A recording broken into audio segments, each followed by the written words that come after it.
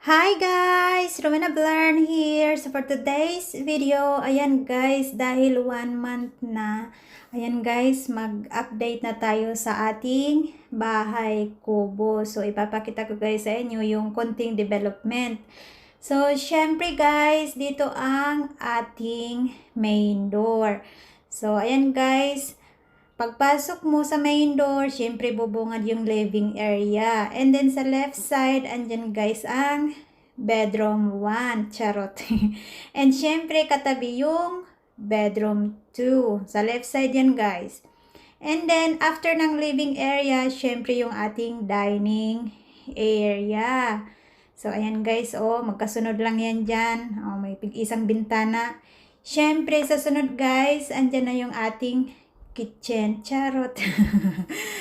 So ayan guys ang ating kitchen area. And then eto guys